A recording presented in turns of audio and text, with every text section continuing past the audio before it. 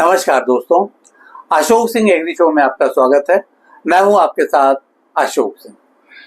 इसमें कोई दो राय नहीं कि भूमि मानव जीवन का आधार है।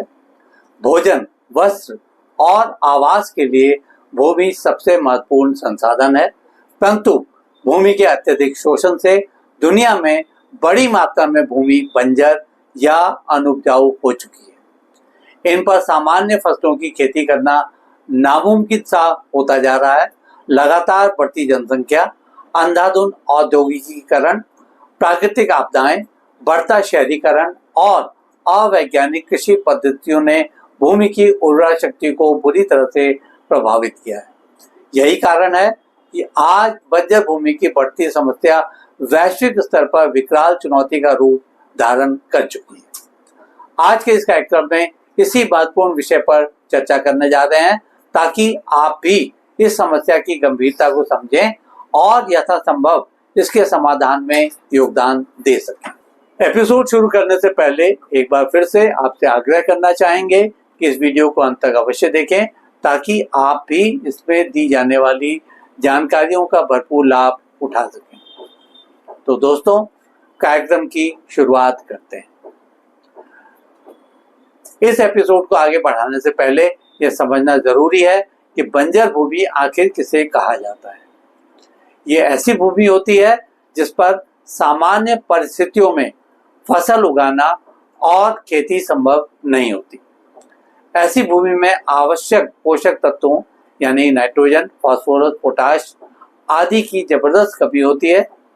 ऐसी मृदा की जल धारण क्षमता घट जाती है, मिट्टी का भुरभुरापन समाप्त हो जाता है और जैविक पदार्थों की बेहद कमी हो जाती है। कई बार ऐसी भूमि पर अधिक लवणीयता या अम्लीयता भी आ जाती है, जिससे वह बिल्कुल ही अनुपजाऊ बन जाती है। लगातार बढ़ती बंजर भूमि से न केवल कृषि उत्पादन प्रभावित होता है, बल्कि खाद्य सुरक्षा, पर्यावरण संतुलन और ग्रामीण अर्थव्यवस्था भी खतरे में पड़ती है। भूमि की उत्पादकता घटने से किसानों की आय प्रभावित होती है, पलायन बढ़ता है और प्राकृतिक आपदाओं की आशंका बढ़ जाती है। इसलिए यह केवल कृषि का ही नहीं बल्कि सतत विकास का प्रश्न है।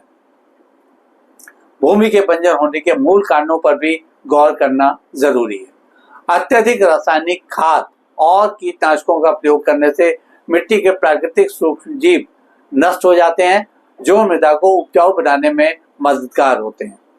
अधिक सिंचाई और जल भराव से भी भूमि में लवणीयता बढ़ जाती है तथा फर्टिलिटी में कमी आ जाती है। वनों की कटाई से भूमि के जैविक पदार्थों का पुनर्भरण रुक जाता है। वर्षा और हवा से उपजाऊ भूमि की ऊपरी परत उड़ जाती है तथा मृदा का कटाव एवं मरुस्थलीकरण होने लगता है। खनन और औद्योगिक अपशिष्ट से भी भूमि प्रदूषित होकर बंजर बन जाती है। जलवायु परिवर्तन की वजह से बढ़ते तापमान और अनियमित वर्षा के कारण भी भूमि का प्राकृतिक संतुलन बिगड़ता है और फसलों का उगना मुश्किल हो जाता है। संयुक्त राष्ट्र के अनुसार दुनिया की लगभग 24% भूमि बंजर या अनुपजाऊ हो चुकी है। सहारा, अफ्रीका का साहेल क्षेत्र, एशिया के शुष्क इलाके और लैटिन अमेरिका में भूमि क्षरण तेजी से बढ़ रहा है।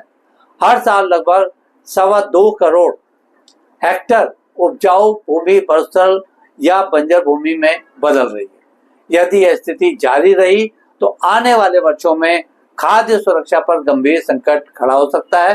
भारत में कुल भौगोलिक क्षेत्र का लगभग 30% हिस्सा, लगभग 96 मिलियन हेक्टेयर भूमि क्षरण की चपेट में है। राजस्थान, गुजरात, मध्य प्रदेश, महाराष्ट्र और आंध्र प्रदेश में बंजर भूमि का विस्तार सबसे तेजी से हो रहा है।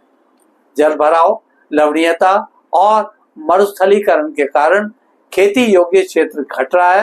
हालांकि सरकार और वैज्ञानिक संस्थाएं बंजर भूमि के पुनरुद्धार के लिए वनीकरण, जैविक खाद, वर्षा जल संरक्षण जैसी योजनाएं चला रही हैं।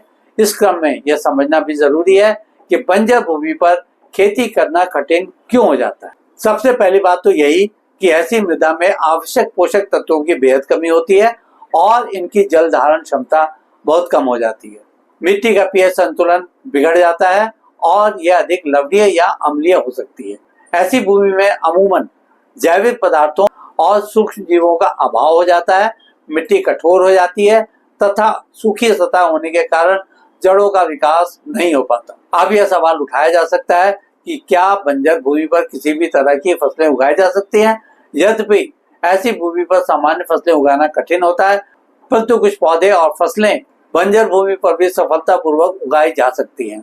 इनमें खासतौर पर बबूल, नीम, करंज, जट्रोफा, जैव ईंधन व हरित आवरण के लिए एलोवेरा, अश्वगंधा, सतावर, गूगल, सर्वगंधा जैसे औषधीय महत्व के पौधे, बेर, खेजड़ी, सीसम जैसी वनस्पतियां, शुष्क क्षेत्रों के लिए अरंडी, अरहर, बाजरा, जवार जैसी सूखा सहनशील फसलें, ज्वार, चना, मूंगफली जैसी फसलें हल्की बंजर भूमि में उगाने के लिए तथा पशुपालन के लिए चारागाह घास यानी कि नेपियर, स्टाइलो, ढाप घास आदि का नाम लिया जा सकता है। क्या ऐसी बंजर भूमि को फिर से उपजाऊ बनाया जा सकता है? आइए ऐसे ही कुछ उपायों पर भी चर्चा कर ली जाए।